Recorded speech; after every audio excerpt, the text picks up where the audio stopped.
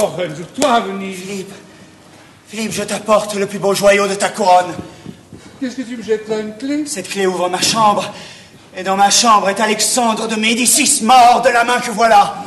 Vraiment, c'est incroyable. Crois-le, si tu veux, tu le sauras par d'autres que par moi. Alexandre est mort, cela est-il possible? Pourquoi ne veux-tu pas me croire? Oh oui! Oh oui, je te crois. Tu es tel que tu me l'as dit. Oh! Notre nouveau Brutus. La liberté est donc sauvée. Ah, calme-toi. Il n'y a rien de sauvé que moi, qui ai les reins brisés par les chevaux de l'évêque de Marty. As-tu averti les Pazzi? L'as-tu dit à Corsini? Je l'ai dit à tout le monde. Je l'aurais dit à la lune elle-même, tant j'étais sûr de ne pas être écouté. Comment l'entends-tu? J'entends qu'ils ont haussé les épaules et qu'ils sont retournés à leur cornet, à leur dîner et à leur femme. Oh, pourquoi n'es-tu pas sorti, la tête du duc à la main? Le peuple t'aurait suivi comme son sauveur et son chef. J'ai laissé le cerf aux chiens, qu'ils fassent eux-mêmes la curée. Pourquoi en parles-tu ainsi? Assurément, tous les hommes ne sont pas capables de grandes choses, mais tous sont sensibles aux grandes choses. Nies-tu l'histoire du monde entier? Il faut sans doute une étincelle pour allumer une forêt, mais l'étincelle peut sortir d'un caillou et la forêt prend feu. C'est ainsi que l'éclair d'une seule épée peut illuminer tout un siècle. Mon Dieu, tu deviens pâle comme un mort, qu'as-tu donc? N'as-tu rien entendu? Hein? À tout homme, noble ou roturier, qui tuera Lorenzo de Médicis, traître à la patrie et assassin de son maître, en quelque lieu et de quelque manière que ce soit, sur toute la surface de l'Italie, il est promis, par le conseil des 8 à Florence, premièrement, 4000 florins d'or sans aucune retenue. Deuxièmement, une rente de 100 florins par an pour lui durant toute sa vie et ses héritiers en ligne directe après sa mort. Troisièmement, la permission d'exercer toutes les magistratures, de posséder tous les bénéfices et privilèges de l'État, malgré sa naissance s'il est roturier.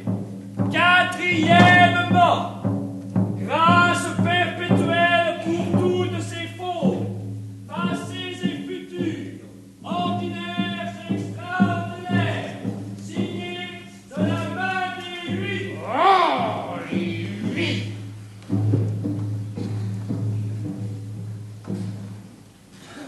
Eh bien, Philippe, vous ne vouliez pas croire tout à l'heure que j'avais tué Alexandre. Vous voyez bien que je l'ai tué. Citoyens de Florence! Citoyens de Florence! Ne laissez pas élire un duc sans vous consulter! Voilà les poules!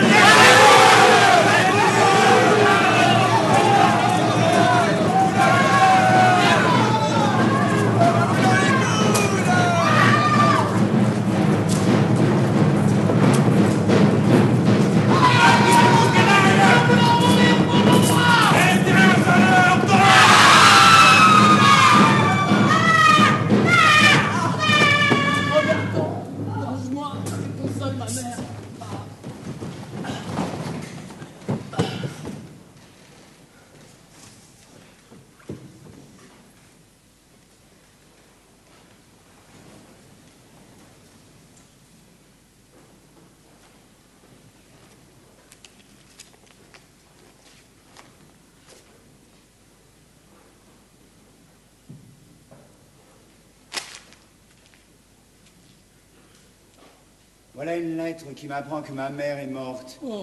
Venez faire un tour de promenade, Philippe. Oh, je vous en supplie, mon ami. Ne tentez pas la destinée. Vous allez et venez continuellement, comme si cette proclamation de mort n'existait pas. Au moment où j'allais tuer Clément VII, ma tête a été mise à près à Rome. Il est naturel qu'elle le soit dans toute l'Italie aujourd'hui que j'ai tué Alexandre. Votre gaieté est triste comme la nuit. Vous n'êtes pas changé, Lorenzo. Ah non? Non. Non, en vérité, non. Je porte les mêmes habits, je marche avec mes jambes et je baille avec ma bouche. Il n'y a de changé en moi qu'une misère, c'est que je suis plus vide et plus creux qu'une statue de fer blanc. Partons ensemble. Redevenez un homme. Vous avez beaucoup fait, mais vous êtes jeune. Je suis plus vieux que le bisaïeul de Saturne. Votre esprit se torture dans l'inaction. Voilà votre malheur.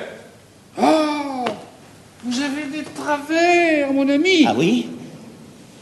Oui, je l'avoue.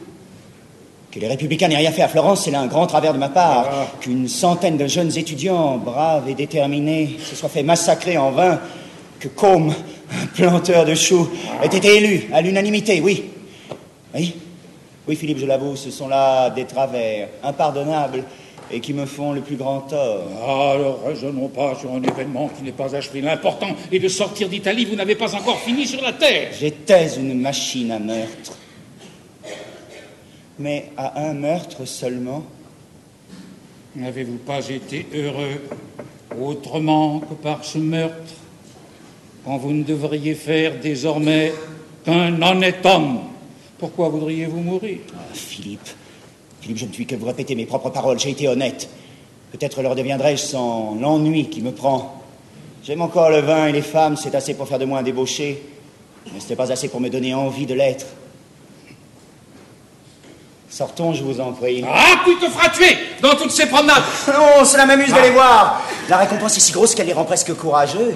Hier, un grand gaillard à jambes nues m'a suivi un gros quart d'heure au bord de l'eau. Sans pouvoir se déterminer à m'assommer, il portait un couteau long comme une broche. C'était peut-être un père de famille qui mourait de faim.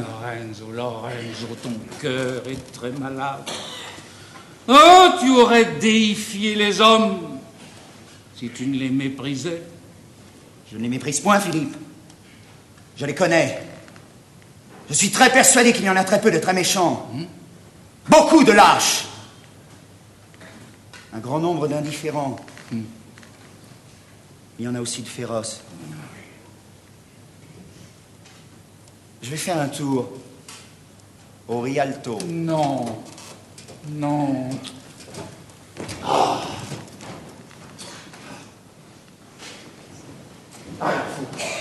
Je le fasse suivre par quelqu'un de mes gens.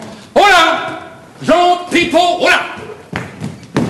Prenez une épée, vous et un autre de vos camarades. Tenez-vous à une distance convenable du seigneur Lorenzo de manière à pouvoir le secourir si on l'attaque. Oui, monseigneur. Faites vite, allez. Monseigneur! Oui. Monseigneur! Oui. Lorenzo est mort. Quoi? Un homme était caché derrière la porte, qu'il a frappé par derrière comme il sortait. Ah, courons!